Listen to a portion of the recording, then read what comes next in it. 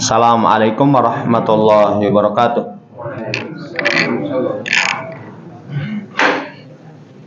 Innal hamdalillah nahmaduhu wa nasta'inuhu wa nastaghfiruh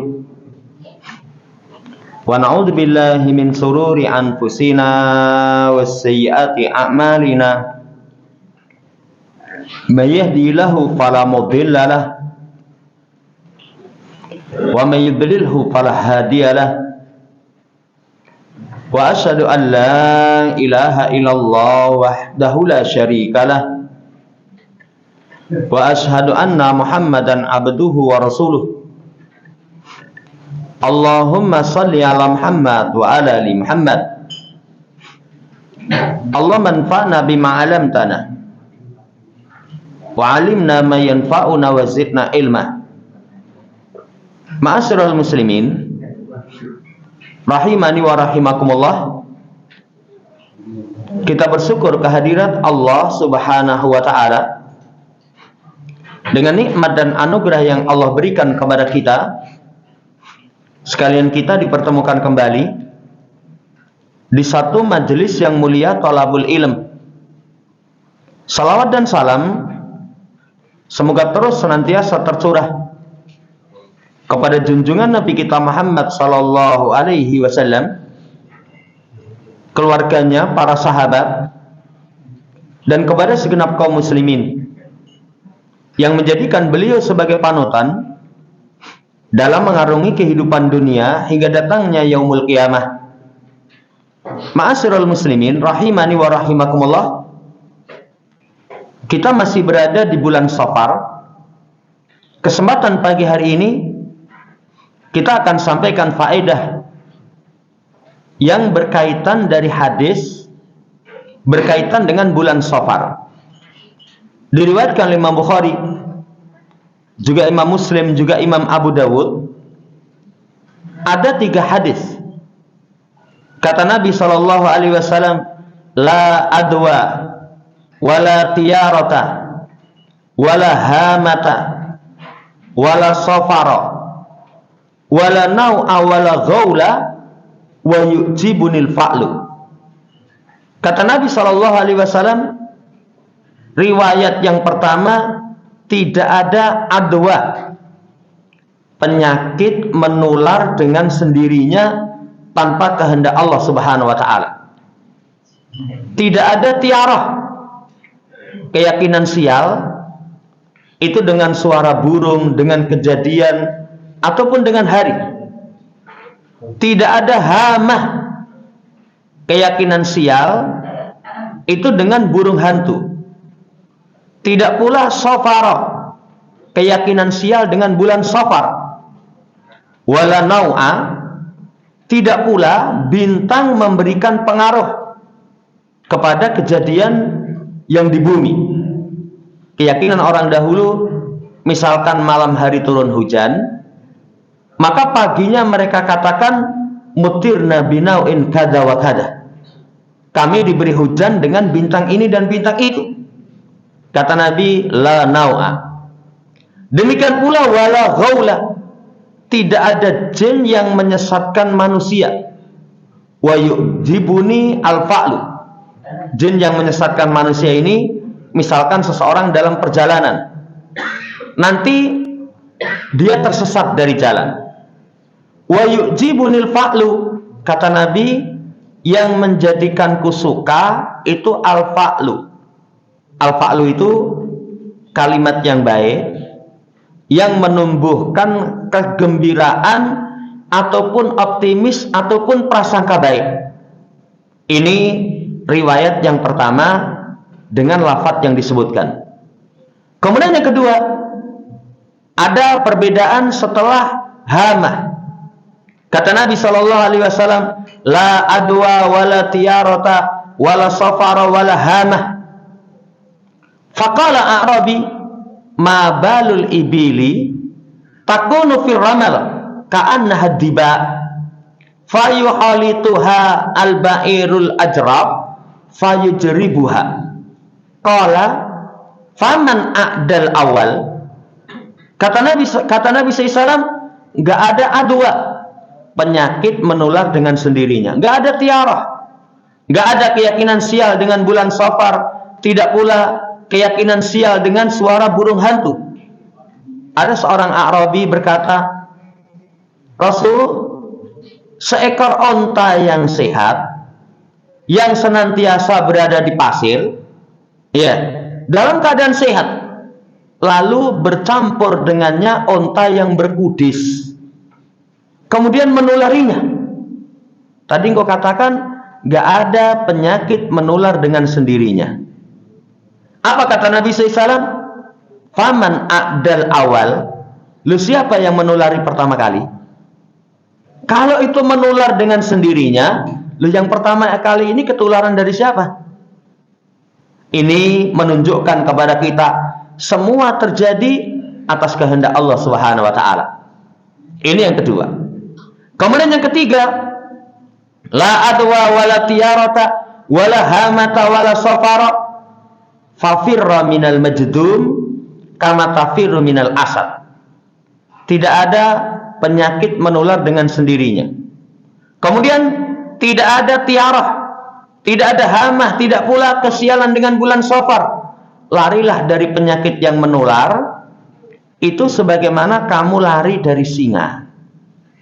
Jamaah hormati, 3 riwayat ini memberikan kepada kita pelajaran. Pertama, ahammiyatut tauhid, pentingnya pentauhidan kepada Allah Subhanahu wa taala. Meyakini semua yang terjadi nggak lepas dari kehendak Allah Subhanahu wa taala, dari penciptaan Allah Subhanahu wa taala. Pentingnya perkara tauhid.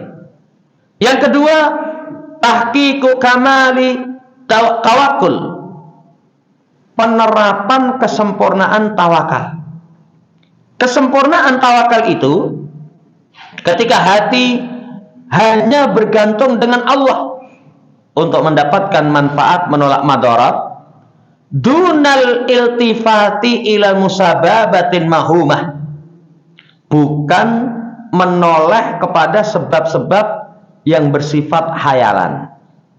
Coba kalau tiarah itu kan cuman hayalan, begitu malam hari ada suara burung gagak, kaok, sopo iki sing arep mati. Apa hubungannya burung gagak dengan kematian? Ya, hanya bersifat hayalan supaya seseorang sempurna tawakalnya kepada Allah Subhanahu wa taala. Bahkan kalau orang terdahulu ketika hendak bepergian itu keluar rumah, buka pintu, di samping rumah itu, di depan rumah itu ada pohon, ada seekor burung. Burungnya ngelamun itu langsung balik lagi, rasa sidolungo. Kenapa? Lah itu sudah ada pertanda isyarat. Burung saja begitu kita mau bepergian, kondisinya sudah sedih, gundah. Itu isyarat. Padahal gundahnya itu mungkin burungnya mikir tanggal tua ya. Manuk mikir tanggal tua. Jamaah hormati, kesempurnaan tawakal, hatinya hanya bergantung kepada Allah Subhanahu wa taala. Tidak menoleh kepada sebab-sebab yang bersifat hayalan. Makanya kalau seorang sempurna tawakalnya, wa may yatawakkal 'ala Allah fa huwa hasbuh.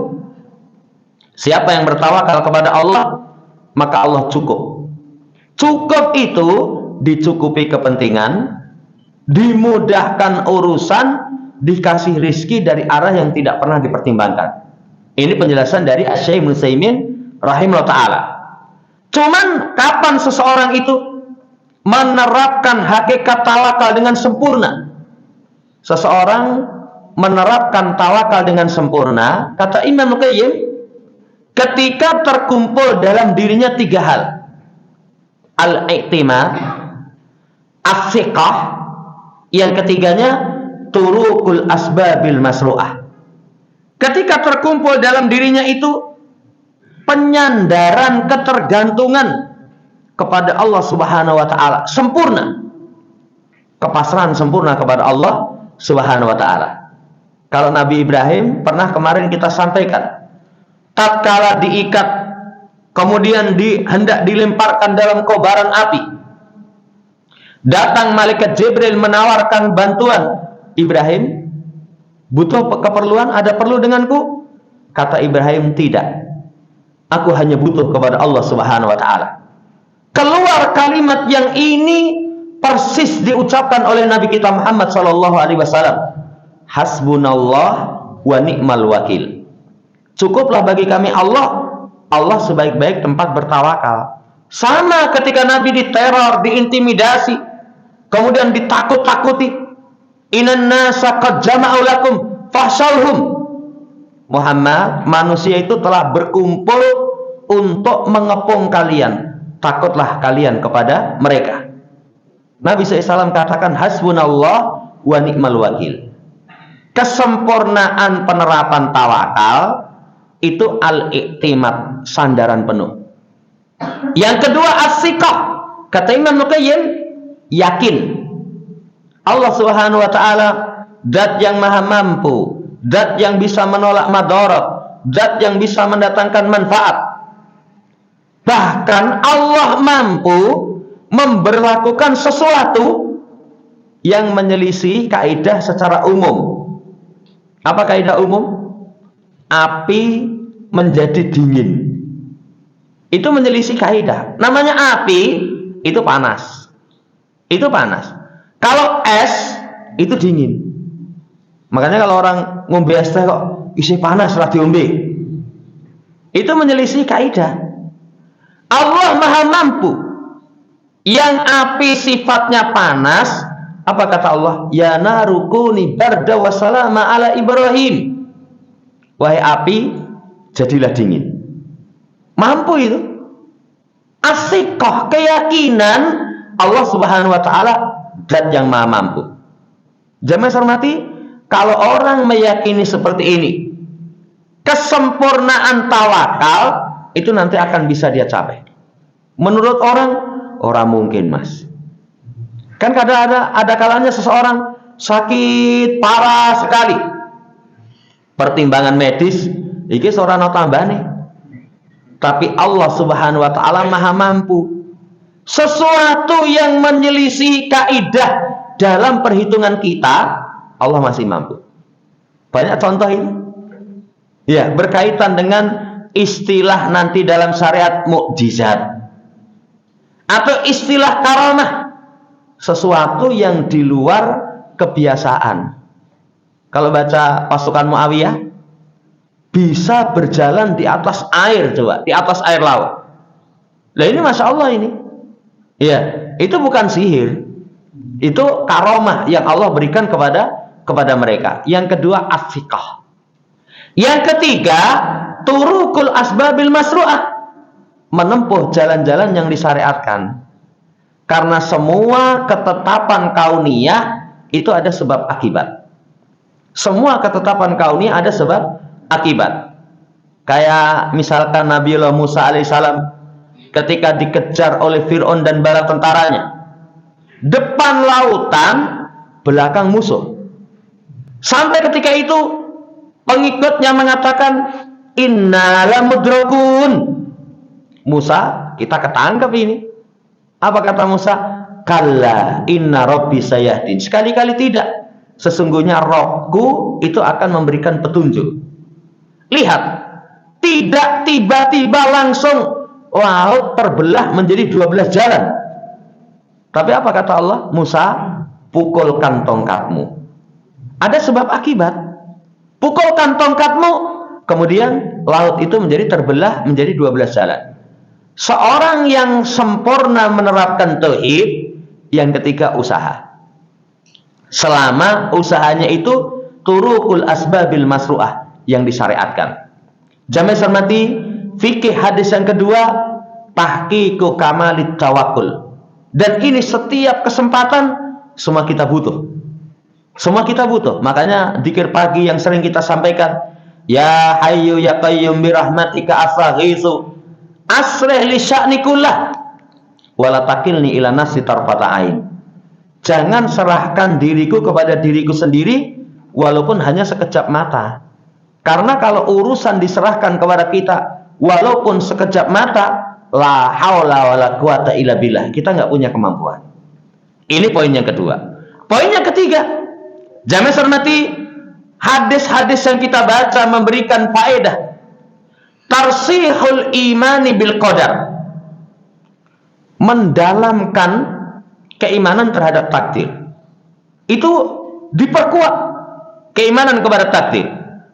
Kalau seorang masih punya keyakinan tiarah, kesialan dengan bulan Safar, keyakinan bahwasannya penyakit menular dengan sendirinya tanpa kehendak Allah, itu keimanan kepada takdir kurang menancap dengan kuat. Kurang menancap dengan kuat. Ya. Ketika keimanan kepada takdir menancap dengan kuat, inna kulla ma yajri fil kaun huwa biqada'illah wa qadarihi. Semua yang berlaku di alam semesta itu dengan qada dan qadarnya Allah. Semuanya berjalan dengan ketetapan Allah Subhanahu wa taala. Makanya nanti keimanan kepada takdir itu akan benar kalau terkumpul dalam diri seseorang 4. Satu, ilmu. Yang kedua, kitabah, penulisan. Yang ketiga, masyiah, kehendak. Yang keempat, penciptaan. Kalau seorang yakin semua yang terjadi di alam semesta Allah tahu, yang telah terjadi Allah tahu, yang sedang terjadi Allah tahu, yang akan terjadi Allah tahu, bagaimana proses terjadinya Allah tahu. Yang kedua, itu ditulis. Semua yang terjadi ini nggak lepas dari apa yang tertulis di dalam kitab Lauh Mahfuz. Yang ketiga, itu Allah kehendaki. Yang keempatnya Allah ciptakan. Ini sempurna keimanan kepada takdir, 4 perkara ini. Kalau seorang mengimani takdir tapi tidak dengan 4 ini, sungguh dia keliru. Ini saudara yang saya hormati, berkaitan dengan keimanan kepada takdir. Semua yang berjalan di alam semesta itu dengan qada dan qadarnya Allah Subhanahu wa taala. Walaupun manusia nanti kalau berkaitan dengan iman kepada takdir itu terbagi menjadi 4. Pertama, mereka mengimani takdir, mengingkari syariat. Siapa mereka? Jabriyah. Jabriyah itu mengimani semua yang terjadi Allah ilmui, Allah tulis, Allah kehendaki, Allah ciptakan. Tapi secara syariat Allah kasih kepada kita 4. 4 itu kehendak, kemampuan, pilihan. Yang keempatnya kemampuan untuk membedakan mana yang benar, mana yang salah sesuai dengan Quran dan Sunnah. Ya, sehingga seseorang itu diperintahkan untuk berusaha yang terbaik. Kalau Jabriyah, mereka ingkari. Jadi mereka itu ya sudah, nggak usah berusaha. Semuanya itu sudah Allah tulis. Kita nggak punya kemampuan sama sekali. Sekte yang pertama yang menyimpang Jabriyah. Yang kedua, sekte yang kedua itu adalah Qadariyah. Qadariyah itu mengingkari takdir, menetapkan syariat. Secara syariat diperintahkan usaha. Mereka menolak takdir sehingga mereka katakan keberhasilan kamu, ya kamu sendiri yang menentukan. Abang ijone awakmu itu kamu sendiri nanti yang menentukan. Makanya dikatakan Qadariyah itu majusinya umat ini. Majusi menyembah 2 Tuhan, pencipta kegelapan, pencipta terang, Tuhan kebaikan, Tuhan keburukan. Qadariyah meyakini dirinya diciptakan oleh Allah, perbuatan dirinya sendiri yang menciptakan. Ini jenis manusia yang kedua. Yang ketiga, jamaah hormati, yang mereka itu meyakini kontradiksi antara takdir dengan antara qadar dengan syariat. Siapa mereka? Orang-orang jahiliyah. Makanya buka nanti Masail Jahiliyah, perilaku jahiliyah, yang diselisih oleh Nabi kita Muhammad SAW. Orang musyrik zaman dahulu itu punya keyakinan ketetapan takdir bertolak belakang dengan syariat. Loh, katanya semua yang terjadi itu sudah Allah tulis. Kenapa kita suruh usaha? Suruh usaha. Ini kontradiksi. Padahal tidak kontradiksi. Iya. Kita imani semua yang terjadi itu dengan ketetapan Allah. Ilmu, kitabah, kehendak, penciptaan. Tapi apa kita tahu? Kita tidak mengetahui. Kalau kita tidak mengetahui, tidak mau berusaha, kemudian mengatakan pasrah kepada takdir. Apa kamu tahu takdir kamu? Ayo nyambut gawe, berusaha. Alah, jatah sugih lah ya sugih. Kamu tahu takdir kamu kaya? Kita tidak mengetahui. Kalau kita tidak ketahui, kenapa kita jadikan sandaran? Kita jadikan sandaran. Justru secara syariat, i'malu fakullu muyassarin lima khuliqalah. Kata Nabi, beramallah, berusaha. Ini golongan manusia yang ketiga yang menyimpang seputar takdir. Yang keempat, Ahlussunnah wal Jamaah.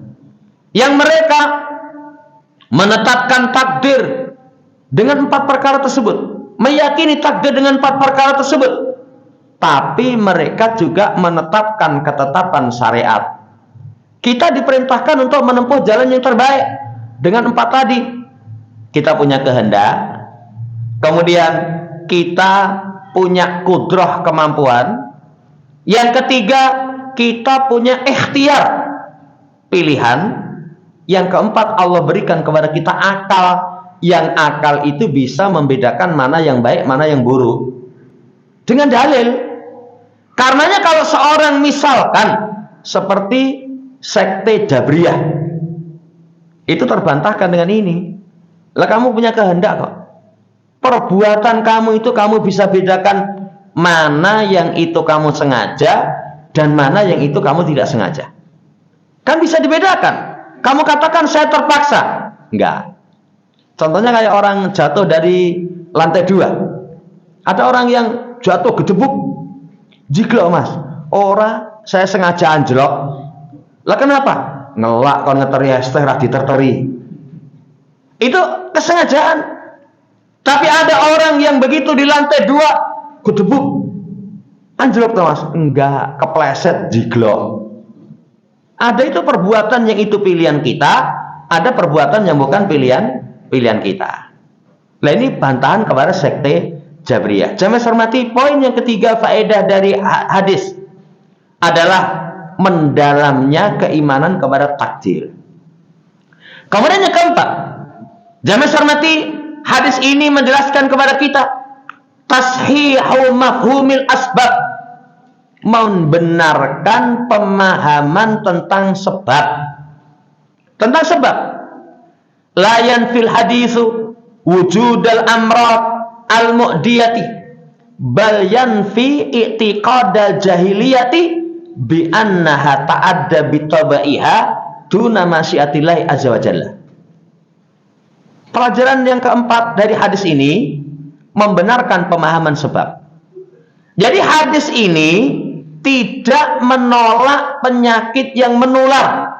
Penyakit menular itu ada. Penyakit menular itu ada. Cuman hadis ini menjelaskan keyakinan orang jahiliyah yang keliru. Bahwasannya penyakit itu menular dengan sendirinya. Tanpa kehendak Allah Subhanahu wa ta'ala. Makanya kalau kita, itu saudara yang saya hormati, berkaitan dengan penyakit menular. Iya. Tapi menularnya penyakit itu semuanya dengan kehendak Allah Subhanahu wa ta'ala. Kalau Allah tidak menghendaki, itu tidak mungkin bisa. Tidak mungkin bisa terjadi penyakit itu menular dengan sendirinya. Nah, ini fikih, pelajaran dari hadis itu menjelaskan kepada kita pemahaman seputar berkaitan dengan sebab. Pemahaman seputar dengan sebab. Lah, nanti kalau diperluas, apa sih sebab itu? Sebab itu al-wasailul madiyah wal ma'nawiyah allati tu'di ila nata'ija mahdudatin bitakdirillah azza wa jalla wa masyiatihi. Namanya sebab itu wasilah yang bersifat kebendaan atau bersifat maknawi yang mengantarkan kepada hasil, tapi dibatasi dengan takdir dan kehendak Allah.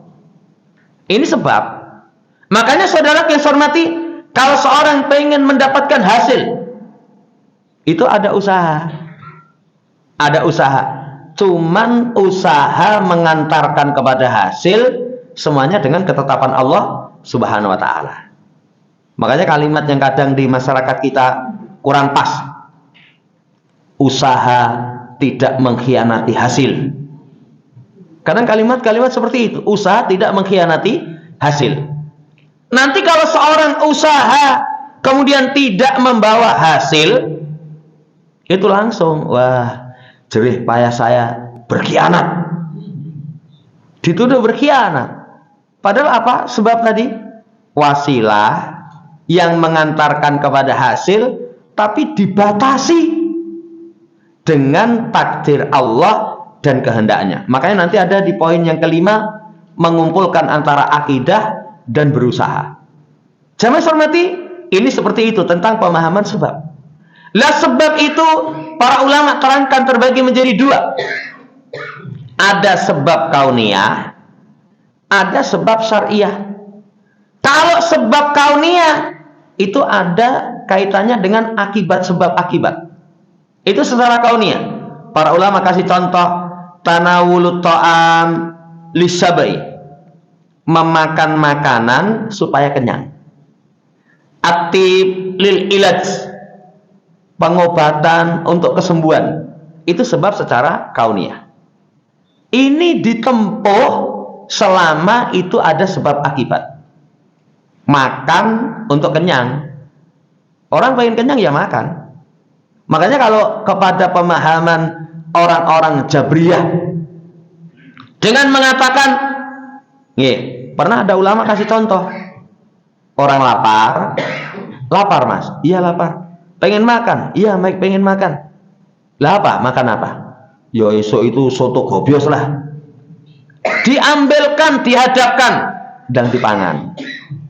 Tapi kata dia, dan dipangan, wis rasa dipangan, nanti takdiri warak lah ya warak. Itu dia tidak paham kauniyah. Kauniyah itu ada sebab akibat. Ada sebab akibat. Tapi kalau seorang sudah menempuh sebab tidak mengantarkan kepada hasil, itu takdir Allah. Mangan momen tak biro, rong mangkoi, warak apa urung nih. Nah itu jamaah hormati, sama seperti orang berobat, pengen sembuh berobat. Tapi tidak setiap pengobatan membawa kepada kesembuhan. Ini namanya asbabun kauniyah. Yang kedua, asbabun syariah, sebab secara syar'i. Kalau sebab secara syar'i, misalkan doa untuk mendapatkan kebaikan, doa. Bahkan pelajaran dari kisah Nabi Ibrahim alaihissalam, silahud doa, bersenjatakan doa dalam menggapai keberhasilan. Itu sebab syar'i. Istighfar supaya dibukakan pintu rizki, takwa, ya, supaya nanti jamaah hormati diberikan solusi jalan keluar dari semua problem-problemnya. Itu sebab terbagi menjadi dua, ada sebab kauniyah, ada sebab syariah. Lah akidah yang benar fi ta'amuli ma'al asbab, berkaitan dengan pemahaman seputar sebab. Apa akidah yang benar? Pertama, mengambil sebab itu termasuk ketaatan. Mengambil sebab itu termasuk ketaatan. Kalau orang tidak mau usaha, maka nanti dihitung kurang akal, keliru dalam memahami syariat. Tidak mau usaha. Tidak mau usaha. Pengen mari mas, pengen. Lah sudah berobat atau belum? Belum. Ya, itu kalau bahasa rotok kasar, kowe kira waras. Kamu menyelisih kaidah syariat, karena syariat itu memerintahkan kita berusaha. Tadawau, berobatlah kalian. Berobatlah kalian. Seseorang berharap diberikan kecukupan rizki, tapi nggak mau berusaha. Kan termasuk keberuntungan itu kata Nabi, qad aflaha man aslama wa ruziqa kifafa, rezekinya cukup. Lah para ulama ketika menjelaskan sebab kecukupan rizki itu usaha. Tapi kalau orang, wah saya pengen banget butuh cukup itu, lah nyambut gawe ora, ya ora, tidak mau berusaha, itu dianggap nakson fil akli wasyar'i. Orang itu akalnya kurang, yang kedua dia tidak memahami syariat. Kalau syariat, kata Nabi, fa'ajmilu fit talab, perbagus dalam mencari rizki, diperintahkan untuk berusaha. Ini akidah yang benar berkaitan dengan sebab.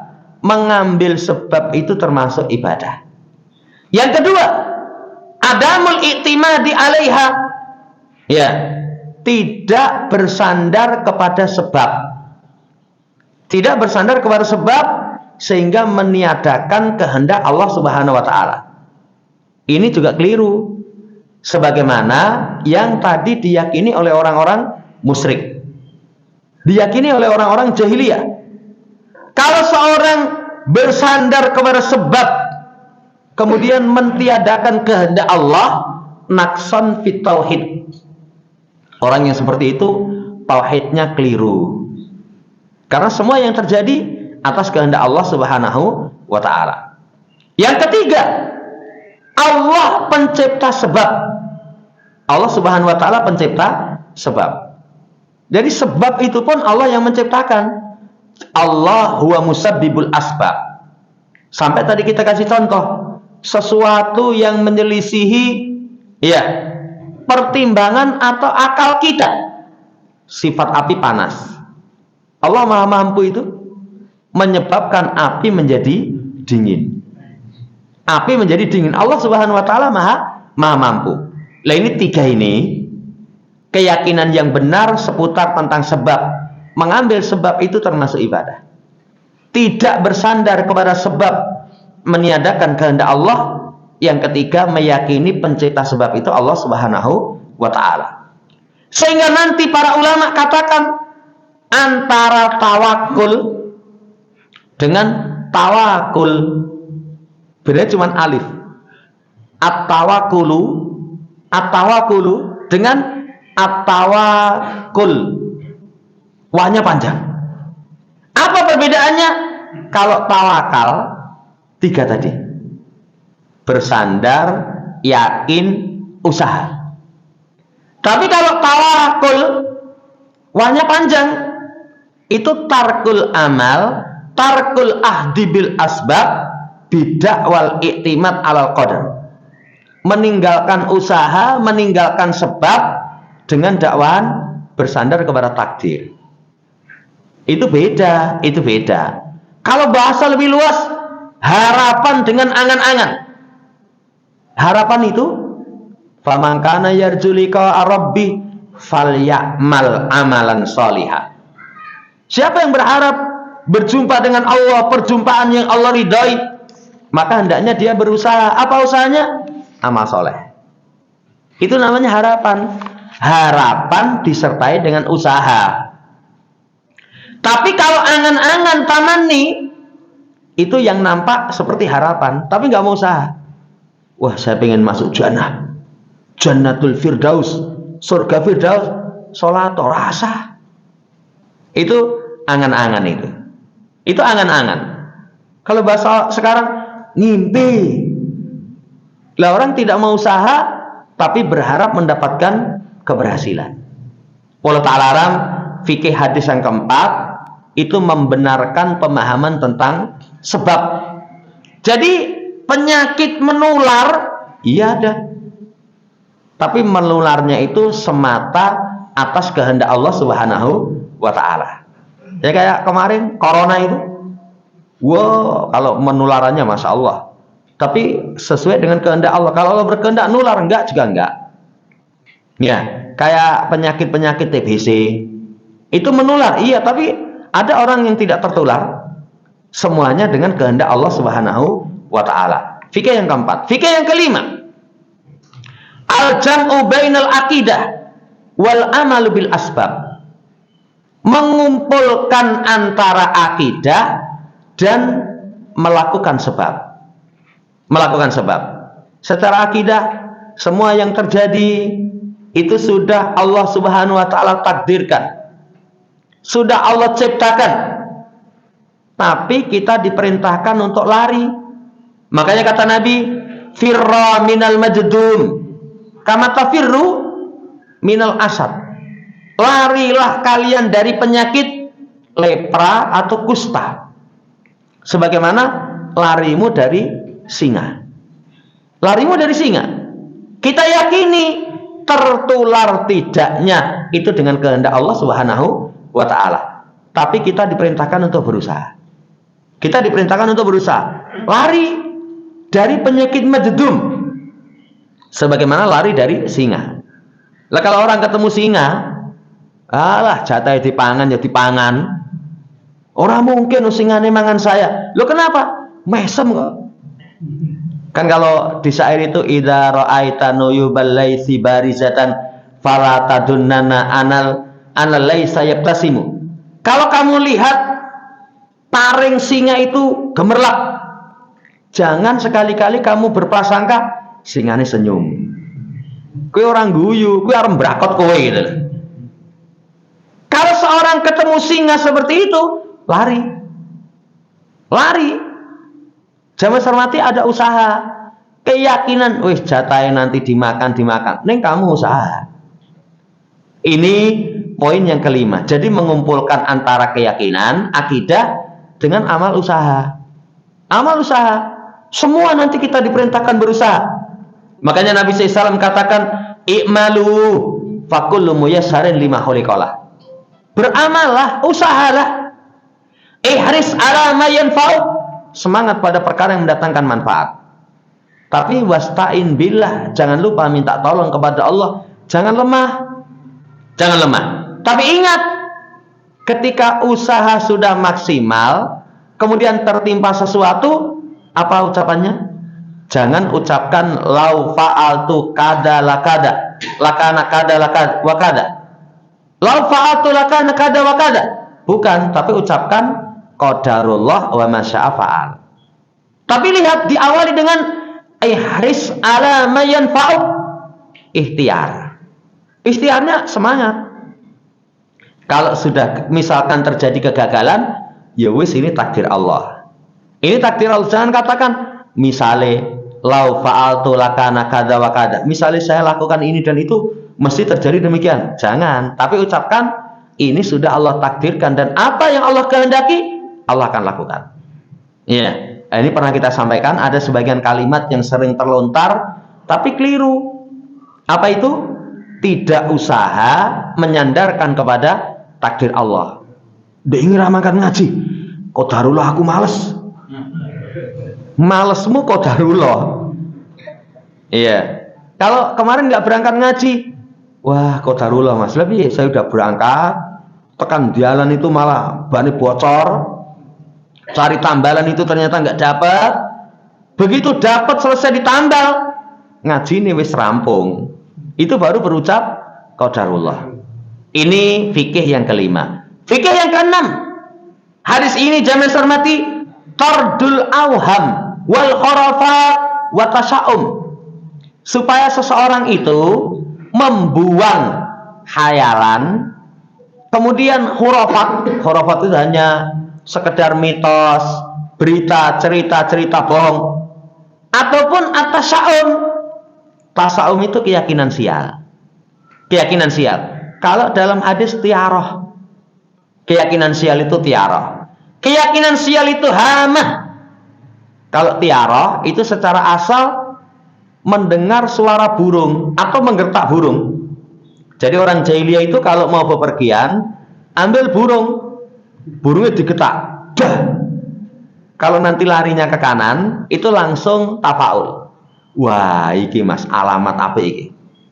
Tapi kalau burungnya lari ke kiri, langsung merasa sial. Langsung merasa sial. Nggak jadi berangkat. Itu namanya tiara. Walaupun tiara itu nanti kalau makna istilah lebih luas. Ada bisa burung, ada suara, ada kejadian. Kejadian itu orang arep ngombe nyekel gelas jiglok pes. Padahal mungkin tangannya licin, gelasnya licin. Itu langsung alamat apa iki? Orang Jawa itu kalau mengatakan alamat, itu alamat buruk. Alamat buruk. Kemudian pula dengan bulan Safar. Kalau orang jahiliyah meyakini bulan Safar itu bulan sial. Bulan sial. Iya, kalau masyarakat kita bulan sial itu sasi suro. Nanti kesialan itu bisa dengan hari misalkan bertepatan dengan kematian baik. Orang Jawa, wah, bangun omah Selasa Kliwon. Ojo Selasa Kliwon Mas, lha ngopo? Itu geblake baik. Baik geblak kok malah bangun omah. Itu keyakinan seperti ini namanya keyakinan tiarah. Itu harus kita buang. Kenapa keyakinan tiarah itu harus kita buang? Pertama, kerusakannya qat'u tawakkulihi 'ala Allah wa tamada 'ala ghairillah. Memutus tawakal kepada Allah, bersandar kepada selain Allah. Itu kerusakan tiarah. Itu yang pertama. Jadi tawakalnya kepada Allah diputus, sandarannya kepada selain Allah. Yang selain Allah itu sandarannya cuman auham khurafat, cuman sesuatu hayalan. Kalau nggak hayalan itu cuman khurafat. Khurafat itu cerita bohong atau mitos. Anu lho, kowe yen lunga ning kono daerah sana itu tangannya jon duding. Nanti kalau kamu duding cikar katanya. Iya, kayak di pantai selatan itu. Kalau kamu main ke sana nganggo kelambi hijau, wis. Iya, itu nanti tetap diawe-awe sama Nyai Roro Kidul katanya. Saudara yang saya hormati, tawakalnya kepada Allah diputus, bersandar kepada selain Allah. Bersandar kepada selain Allah. Di tengah-tengah masyarakat kita banyak itu. Nabrak kucing, kejigloan cecak, keduten, sudah itu semuanya diyakini sial. Lalu ngarep mancing itu neng dalan kepalang ulo. Kalau ulo itu misalnya sak gelugu itu, mulai Mas, ngopo ono ulo gede. Lalu ngarep ulo cilik, mulai Mas sial ini meneh. Jamaah hormati, itu pertama kerusakannya memutus tawakal kepada Allah. Yang kedua, bergantung bi amrin la hakikatah bal huwa wahmun wa tahyilun. Bergantung dengan satu perkara yang tidak nyata. Bahkan hanya sekedar itu tadi hayalan. Kalau nggak hayalan cuman cerita bohong. Dua kerusakan berkaitan tentang tasawum wal khurafat. Nah, bagaimana sikap kita jamaah hormati kalau memang betul-betul tertimpa kesialan? Misalkan ojo nabrak kucing. Kalau nabrak kucing, kucingnya kuwi openono.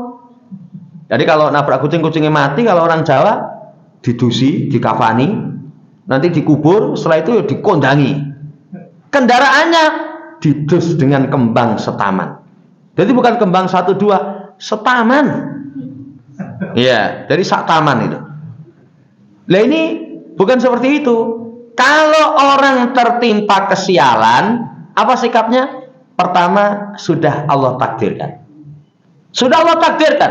Innama ta'iruhum indallah. Kesialan kalian itu sudah ditakdirkan. Itu sikap kita. Ya. Yang kedua, kalau seorang tertimpa kesialan, ingat ayat Allah, ta'irukum ma'akum. Kesialan kalian itu sumbernya maksiat kalian. Makanya kalau orang tertimpa satu musibah, itu sikap pertama, apa maksiat saya? Jangan langsung kedua. Kalau kebanyakan orang kedua. Kemarin itu ada orang itu sering curhat, katanya difitnah sama orang. Difitnah sama orang. Ya. Seseorang itu kalau mendapatkan misalkan difitnah, apa sikapnya? Kalau fitnah itu dusta, terangkan. Saya nggak melakukan. Iya. Yang kedua, itu ketika sudah diterangkan masih terus berjalan, pasrahkan kepada Allah. Nanti Allah yang akan menjelaskan, seperti kisah Ibunda Aisyah radhiyallahu taala anha. Kan ketika ditanya oleh Nabi, kata beliau atau tanya ayahandanya, kalau saya berkata tidak, orang tidak akan percaya. Kalau saya berkata iya, ya, saya tidak melakukan. Kalau sudah diterangkan tetap tidak orang tidak percaya, sudah Allah nanti yang akan menyingkap kebenaran. Akhirnya Ibunda Aisyah turunkan ayat menyingkap kesucian beliau. Lah ini saudara yang saya hormati, orang itu kita nasihati, jangan gitu. Ya, tapi jawaban saya, ya mungkin ini untuk meningkatkan kualitas keimanan saya. Itu nomor 2. Sikap pertama, ketika orang misalkan mendapatkan musibah, maksiat saya apa? Maksiat saya apa? Itu sikap pertama. Karena kalau orang langsung kedua, wah ini untuk meningkatkan derajat saya, nggak merasa jelek. Padahal musibah itu sumbernya karena kemaksiatan kita. Ini sikap ketika tertimpa sial. Kemudian berkaitan dengan tatoyur. Tatoyur ini, saudara yang saya hormati, kita nggak bisa lepas. Apalagi di masyarakat kita. Kental sekali. Oh, masyarakat kita itu ada seorang adik nikah lebih dulu ngelangkai mbak E. Setelah itu mungkin jodoh kakaknya agak lama, iya tenan toh. Kuandane aja ngelangkai, iya, sing urut katanya. Itu langsung. Kadang kita juga terpengaruh. Makanya kata Nabi SAW, atiyaratus sirkun, atiyaratus sirkun, atiyaratus sirkun, wa ma minna illa. Di antara kita itu kadang tidak lepas dari penyakit tatoyur. Saya sendiri pernah ngalami dari Kartosuro karena satu keperluan bianter. Ono kucing, ya mungkin kucingnya kucing desa ini. Kalau kucing kota itu mau nyebrang, tengok-tengok dulu gitu loh. Ya ini kucing nyebrang langsung ketenggel. Itu dalam hati, waduh, ini gue yang kena musibah. Ya, tiarah itu kadang kita tidak bisa lepas. Lalu bagaimana obatnya? Obatnya dengan 3. Pertama tawakal. Walakinnallaha yudhibu bitawakul. Allah akan hilangkan keyakinan sial dengan tawakal. Tadi sudah kita terangkan rukun tawakal. Sandaran kuat, yakin, usaha. Ya kalau kita misalnya habis nabrak kucing, ya wes, misalnya kecelakaan, takdir Allah. Bersandar kepada Allah, yakin Allah yang mendatangkan keselamatan. Numpai hati-hati. Ini saudara yang hormati, yang pertama tawakal. Yang kedua doa. Allahumma la khaira illa khairuk, wala thaira illa thairuk, wala ilaha illa ghairuk. Itu dalam riwayat Imam Ahmad dengan sanad yang sahih. Ya Allah, enggak ada kebaikan kecuali kebaikanmu. Enggak ada burung kecuali burungmu. Tidak ada sesembahan yang benar kecuali hanya Engkau. Ini saudara yang hormati obat tiara. Yang ketiga, optimis. Optimis itu segala, nanti kita akan terangkan tafaul. Tapi intinya, kalau seseorang tertimpa satu keburukan, itu jangan meyakini, wah ini alamat kehancuran saya. Tapi apa? Kegagalan merupakan awal keberhasilan. Itu orang optimis. Walaupun usaha ini gagal, entek modal, babon anak, malah putu wis disilih. Loh, tapi sudah optimis loh. Karena terkadang keberhasilan itu dilewati dengan proses kegagalan. Kapan itu ada orang nyalon lurah kalah, nyalon lurah kalah. Ini mau nyalon lagi. Loh, kenapa seperti itu? Kegagalan yang lalu itu awal keberhasilan katanya. Terus baru dalil itu. Lah itu Pak Prabowo kalah ping piro, saiki menang katanya. Ya kalau optimisnya bagus lah. Tapi kalau sistem demokrasi ya bukan sistem Islam ya. Iya. Ini saudara yang hormati fikih dari hadis. Yang keenamnya itu semua tasawum khurafat itu harus kita buat. Kemudian yang ketujuh hadis ini mengajarkan kepada kita supaya seseorang itu tafaul. Nabi kita SAW, wa yu'jibunil fa'lu, yang menjadikanku senang itu tafaul. Tafaul itu insirahus sadr, dadanya lapang. Tafaul itu berpikir positif, optimis. Tafaul itu baik sangka kepada Allah, baik sangka kepada Allah Subhanahu wa ta'ala. Susah senang baik sangka kepada Allah Subhanahu wa ta'ala. Itu tafaul. Ini kalau makna yang cakupannya lebih luas. Tapi kalau tafaul secara bahasa, kalimat yang baik atau nama yang baik yang didengar, kemudian seseorang optimis. Contoh sakit keras. Begitu sakit keras, ada orang yang jenguk, wih, harus kita waras no. Itu langsung optimis. Kita mari saya. Kita mari. Itu namanya optimis. Bukan jangan orang mas mari piye, paling aja mati. Itu namanya pesimis. Iya, kemarin itu ada orang itu, termasuk pelajaran omongan itu hati-hati. Jadi orang tadinya sehat, begitu dicek itu ternyata ada penyakit. Setelah ada penyakit dioperasi, itulah nyeletuk. Lah harus ini dioperasi kok malah mati. Betul, itu setelah dioperasi malah meninggal. Apa pelajarannya? Omongan itu yang tafaul. Tafaul, wah waras ini dioperasi, enggak tambah waras no. Harusnya begitu. Harusnya begitu. Ini saudara yang saya hormati, kalimat yang baik atau nama yang baik. Nama yang baik itu tafaul. Saudara yang saya hormati, apa buah tafaul? Ibadah hati. Karena orang itu kalau dadanya lapang, optimis, berpikir positif, baik sangka kepada Allah, itu ibadah hati. Yang ibadah hati ini amalan yang berpahala besar. Ini keistimewaan tafaul. Yang kedua, ketenangan, ketentraman.